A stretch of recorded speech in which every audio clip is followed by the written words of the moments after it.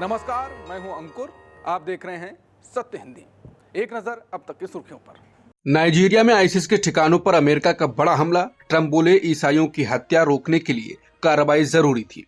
Nigeria सरकार ने पुष्टि की, कई आतंकी मारे गए। अमेरिका ने नाइजीरिया के उत्तर पश्चिमी इलाके में इस्लामिक स्टेट यानी आईसिस के आतंकियों पर हवाई हमला किया। यह हमला नाइजीरिया सरकार के अनुरोध पर किया गया। अमेरिकी राष्ट्रपति ट्रंप ने 25 दिसंबर को कहा कि यह कार्रवाई उन आतंकियों के खिलाफ की गई है जो इलाके में खास तौर पर ईसाई नागरिकों को निशाना बना रहे थे और उनकी निर्मम हत्या कर रहे थे। क्रिसमस के दौरान देश भर में ईसाई समुदाय पर हमले। कैथोलिक बिशप्स कॉन्फ्रेंस ने बढ़ती हिंसा को बताया बेहद चिंताजनक। 60 से ज्यादा हमलों की रिपोर्ट, मानवाधिकार संगठनों का अलार्म। क्रिसमस के दौरान भारत में ईसाई समुदाय के खिलाफ हमलों को लेकर ईसाई और मानवाधिकार संगठनों ने गंभीर चिंता जताई है। इन संगठनों का आरोप है कि कुछ हिंदू कट्टरपंथी समूह ने देश के कई हिस्सों में क्रिसमस समारोहों को बाधित करने की कोशिश की। Catholic bishops conference of India ने बयान जारी कर कहा कि वो ईसाइयों पर बढ़ते निशाने पर किए जा रहे हमलों की कड़ी निंदा करते हैं और यह स्थिति बेहद चिंताजनक है। मानवाधिकार संगठनों का कहना है कि कई स्थानों पर चर्चों में तोड़फोड़, क्रिसमस की सजावट को नुकसान और लोगों को धमकाने की घटनाएं हुई हैं। ईसाई निगरानी संगठन ओपन डोर्स ने दावा किया है कि क्रिसमस के दौरान पूरे देश में 60 से ज्यादा हमलों की घटनाएं दर्ज की गई।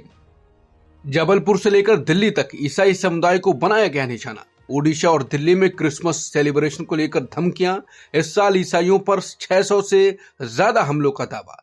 मध्य प्रदेश के जबलपुर से सामने आए एक वीडियो ने देश भर में आक्रोश पैदा कर दिया है। इस वीडियो में बीजेपी की स्थानीय नेता अंजू भार्गव पर आरोप है कि उन्होंने क्रिसमस कार्यक्रम में शामिल एक नेत्रहीन ईसाई महिला से बदसलूकी और मारपीट की। इस वीडियो के सामने आने के बाद कांग्रेस पार्टी ने इसे क्रूरता और असंवेदनशीलता बताया।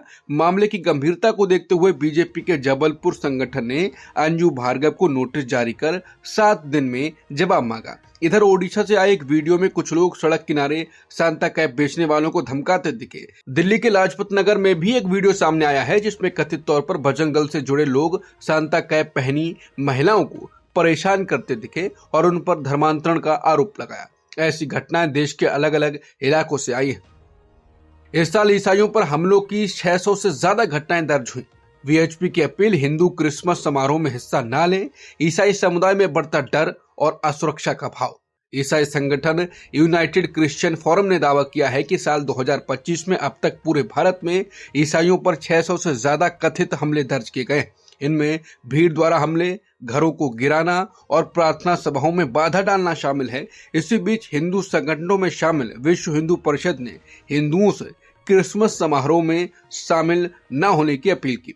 बता दें, भारत की कुल आबादी लगभग 140 करोड़ है, जिसमें ईसाई समुदाय करीब 2.3% है।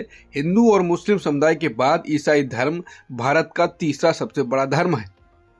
भारत पाक संघर्ष रोकने का ट्रंप ने फिर किया दावा। पाकिस्तान के नेतृत्व ने मुझे धन्यवाद दिया, बोले ट्रंप। ट्रंप ने कहा कि अब सिर्फ रूस यूक्रेन युद्ध बचा है। अमेरिका के राष्ट्रपति ट्रंप ने एक बार फिर दावा किया है कि उन्होंने भारत और पाकिस्तान के बीच संभावित युद्ध को रोक दिया और इस दौरान पाकिस्तान के नेतृत्व ने उन्हें लाखों जिंदगियां बचाने का श्रेय दिया। ट्रंप ने कहा कि उस समय हालात बहुत गंभीर हो चुके थे। 8 विमान मार गिराए गए थे और युद्ध भड़क रहा था। ट्रंप के मुताबिक हमने दुनिया के कई संघर्षों को सुलझाया है, अब सिर्फ रूस यूक्रेन युद्ध बचा है। बांग्लादेश में भीड़ ने अल्पसंख्यक नागरिक को पीट पीट कर मार डाला। ढाका की अंतरिम सरकार का बयान, घटना दुर्भाग्यपूर्ण लेकिन सांप्रदायिक नहीं। लिंचिंग के बाद देश में बड़ी चिंता। बांग्लादेश में अल्पसंख्यक समुदाय से जुड़े एक नागरिक की भीड़ द्वारा पीट पीट कर हत्या किए जाने के बाद ढाका की अंतरिम सरकार ने इस मामले पर बयान दिया। सरकार ने कहा कि घटना दुखद और दुर्भाग्यपूर्ण है, लेकिन साथ ही ये भी जोड़ा कि किसी भी तरह से सांप्रदायिक रूप से प्रेरित घटना नहीं है। ये घटना बुधवार 24 दिसंबर को हुई जब गुस्साई भीड़ ने एक व्यक्ति जिसका नाम अमृत मंडल था उसको निशाना बनाकर उसकी मौत तक पिटाई की। तारिक रहमान की 18 साल बाद घर वापसी, सभी धर्मों के लिए सुरक्षित है बांग्लादेश की अपील। कानून व्यवस्था बहाल करने और बाहरी साजिश से सतर्क रहने की चेतावनी दी। ब्रिटेन में करीब 18 साल के निर्वासन के बाद बांग्लादेश लौटे बीएनपी के कार्यकारी अध्यक्ष तारिक रहमान ने कहा कि बांग्लादेश हर समुदाय के लिए एक सुरक्षित घर होना चाहिए। चाहे वो समुदाय, धर्म, क्षेत्र या किसी भी पहचान से जुड़ा हो। उन्होंने देश में कानून व्यवस्था की बहाली पर जोर दिया और चेतावनी दी कि बांग्लादेश को हेजेमोनिक शक्तियों के जासूसों से सतर्क रहना होगा जो देश की स्थिरता को नुकसान पहुंचा सकते हैं। कुलदीप सेंगर को मिली राहत पर सवाल, सुप्रीम कोर्ट पहुंचा उन्नाव रेप का मामला, हाईकोर्ट के फैसले पर रोक लगाने की मांग। उन्नाव रेप केस में दोषी ठहराए गए और बीजेपी से निष्कासित नेता कुलदीप सिंह सेंगर को दिल्ली हाईकोर्ट द्वारा दी गई राहत के खिलाफ अब मामला सुप्रीम कोर्ट पहुंच गया है। गुरुवार को सुप्रीम कोर्ट में एक अपील दायर की गई जिसमें दिल्ली हाईकोर्ट द्वारा सेंगर की जेल की सजा निलंबित करने के आदेश को चुनौती दी गई। याचिका में सुप्रीम कोर्ट से मांग की गई है कि वो दिल्ली हाईकोर्ट के आदेश पर तुरंत रोक लगाएं, क्योंकि यह फैसला न्याय और पीड़िता की सुरक्षा दोनों के लिए गंभीर चिंता का विषय है। सिद्धरमैया की कुर्सी बचाने उतरा अहिंदा समुदाय, कांग्रेस हाईकमान को सीधी चेतावनी। समुदाय ने कहा कि सिद्धरमैया अहिंदा समुदाय की आवाज हैं। कर्नाटक की कांग्रेस सरकार में जारी नेतृत्व संकट के बीच अहिंदा समुदायों ने मुख्यमंत्री सिद्धरमैया के समर्थन में बड़ा राजनीतिक मोर्चा खोल दिया है। अहिंदा यानी अल्पसंख्यक, पिछड़ा वर्ग और दलित समुदाय ने उसने ऐलान किया है कि वो 25 जनवरी को मैसूर में विशाल सम्मेलन आयोजित करेंगे, जहां कांग्रेस हाईकमान से मांग की जाएगी कि सिद्धरमैया को मुख्यमंत्री पद से न हटाया जाए। अहिंदा, मैसूर और कर्नाटक राज्य पिछड़ा वर्ग जागरूकता मंच की बैठक में मंच के अध्यक्ष के शिवराम ने कहा कि सिद्धरमैया अहिंदा समुदाय की आवाज हैं। कुछ ताकतवर और स्वार्थी वर्ग उन्हें मुख्यमंत्री पद से हटाने की साजिश कर रहा है। डीके शिव कुमार कांग्रेस के नेतृत्व से मीटिंग कर रहे हैं। राहुल से मिलने का समय न मिलने पर दिया गुस्से वाला बयान।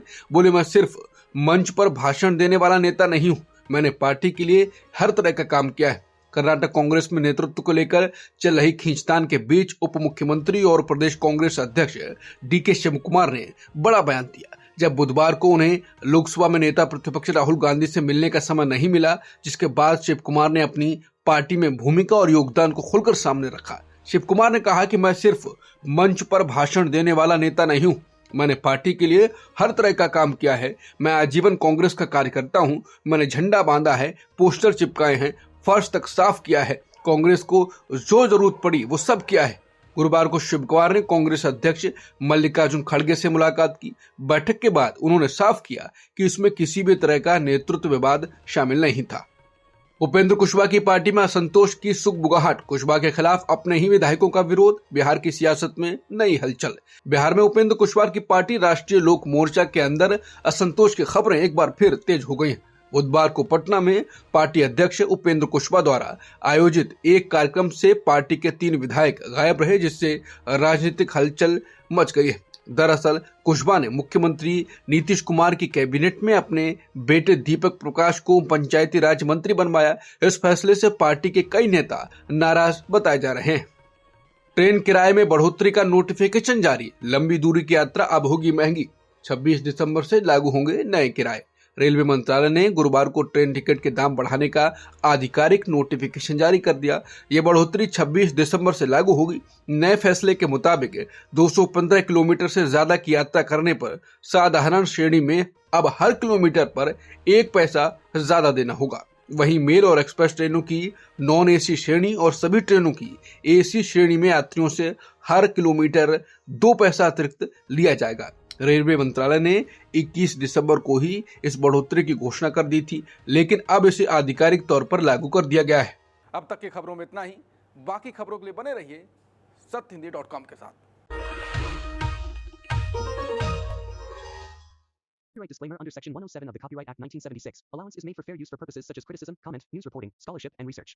Fair use is a use permitted by copyright statute that might otherwise be infringing.